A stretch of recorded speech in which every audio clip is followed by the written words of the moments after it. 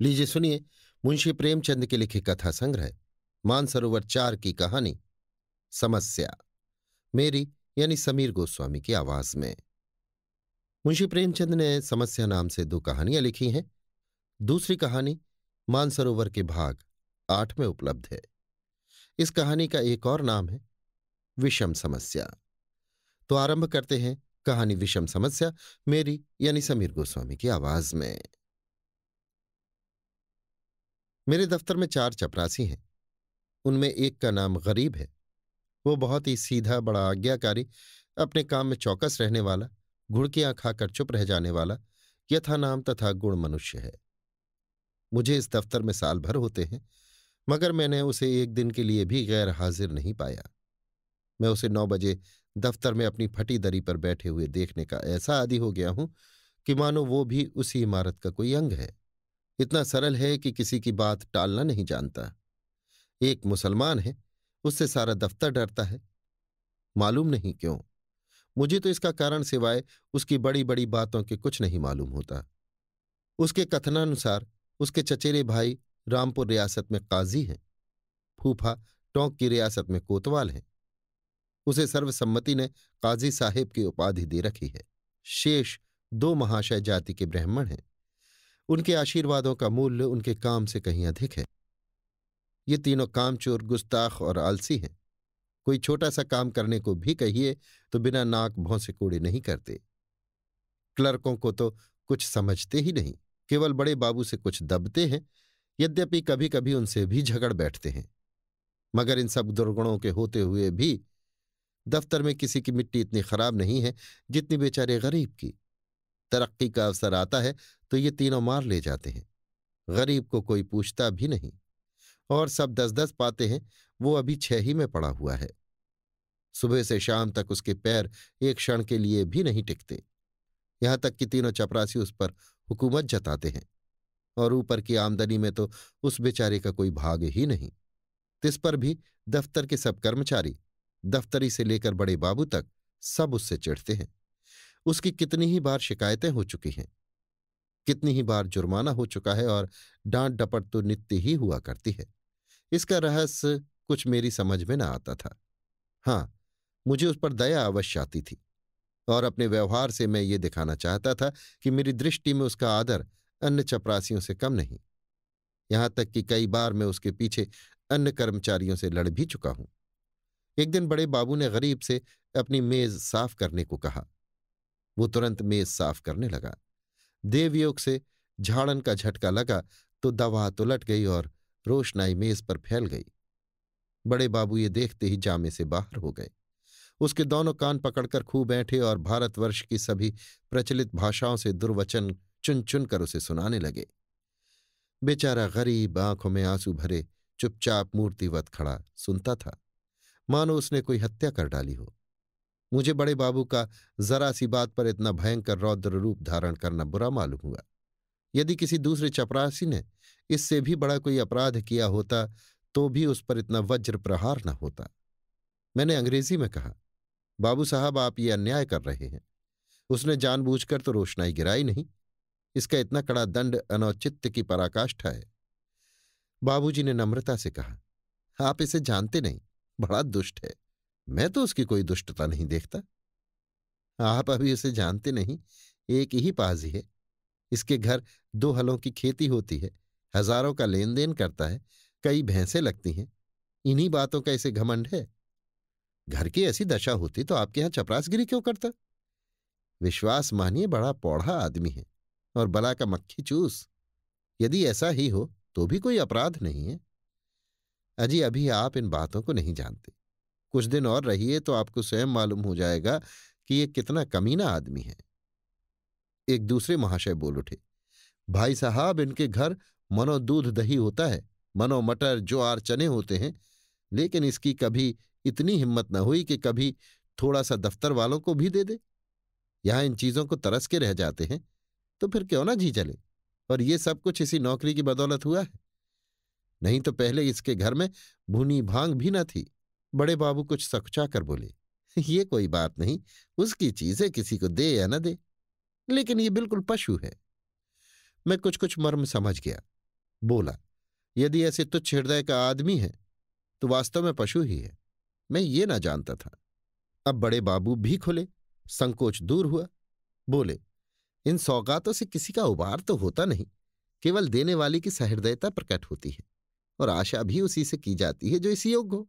जिसमें सामर्थ्य ही नहीं, उससे कोई आशा नहीं करता। नंगे से कोई क्या लेगा।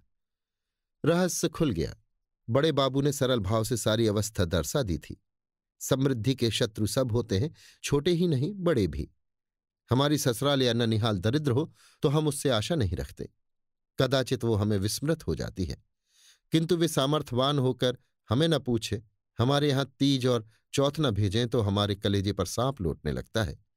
हम अपने निर्धन मित्र के पास जाएं तो उसके एक बीड़े पान से ही संतुष्ट हो जाते हैं।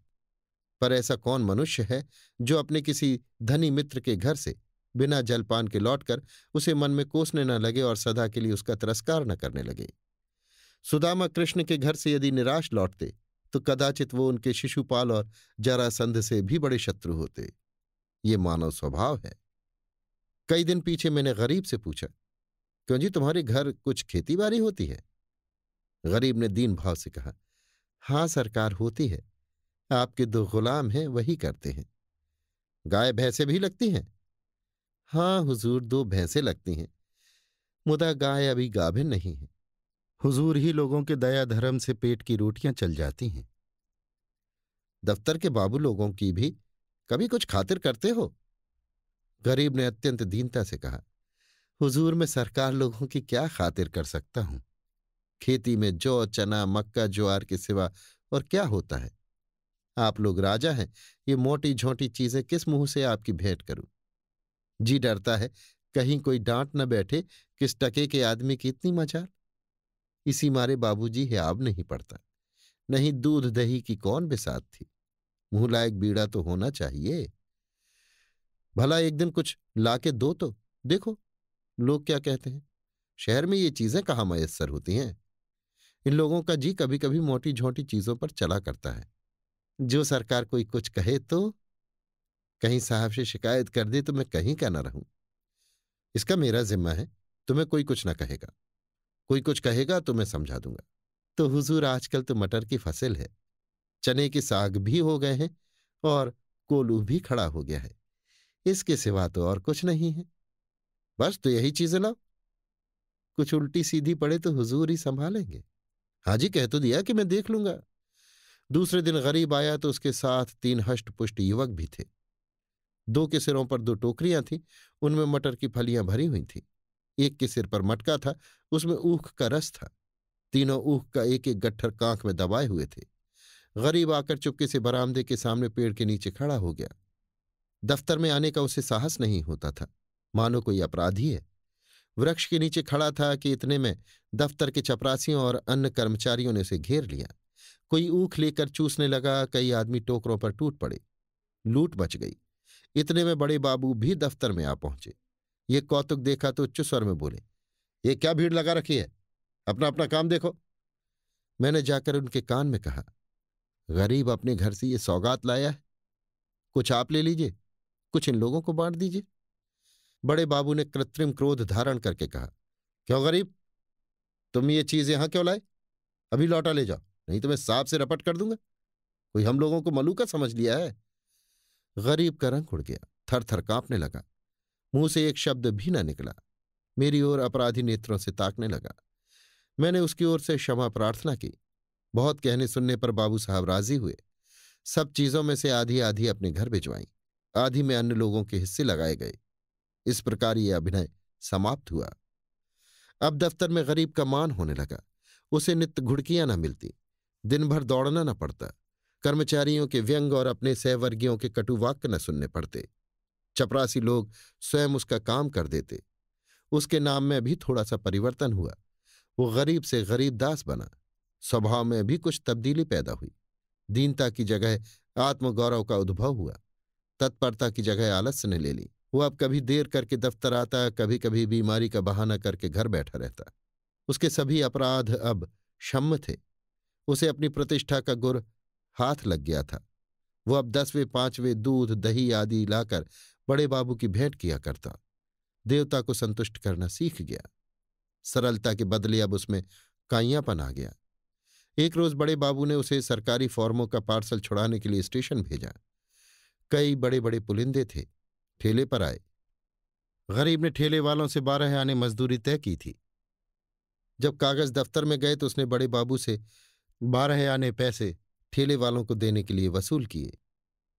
लेकिन दफ्तर से कुछ दूर जाकर उसकी नीयत बदली, अपनी दस्तूरी मांगने लगा। ठेले वाले राजी न हुए। इस पर गरीब ने बिगड़कर सब पैसे जेब में रख लिए और धमका कर बोला, अब एक फूटी कौड़ी भी न दूंगा, जाओ जहां चाहे फरियाद करो, देखें क्या बना लेते हो। ठेले वालों ने जब देखा कि भेंट न देने से जमा ही गायब हुई जाती है, तो रो धोकर 4 आने पैसे देने पर राजी हुए। गरीब ने अठन्नी उनके हवाले की, 12 आने की रसीद लिखवाकर उनके अंगूठे के निशान लगवाए और रसीद दफ्तर में दाखिल हो गई। ये कुतूहल देखकर मैं दंग रह गया। ये वही गरीब है जो महीने पहले सरलता और दीनता की मूर्ति था, जिसे कभी चपरासियों से भी अपने हिस्से की रकम मांगने का साहस न होता था, जो दूसरों को खिलाना भी न जानता था, खाने का तो जिक्र ही क्या। ये स्वभावांतर देखकर अत्यंत खेद हुआ। इसका उत्तरदायित्व किसके सिर था? मेरे सिर, जिसने उसे चढ़पन धूर्तता का पहला पाठ पढ़ाया था। मेरे चित्त में प्रश्न उठा, इस काइयापन से जो दूसरों का गला दबाता है, वो भोलापन क्या बुरा था जो दूसरों का अन्याय सह लेता था? वो अशुभ मुहूर्त था जब मैंने उसे प्रतिष्ठा प्राप्ति का मार्ग दिखाया, क्योंकि वास्तव में वो उसके पतन का भयंकर मार्ग था। मैंने बाह्य प्रतिष्ठा पर उसकी आत्म प्रतिष्ठा का बलिदान कर दिया। अभी आप सुन रहे थे मुंशी प्रेमचंद के लिखे कथा संग्रह मानसरोवर 4 की कहानी विषम समस्या, मेरी यानी समीर गोस्वामी की आवाज में।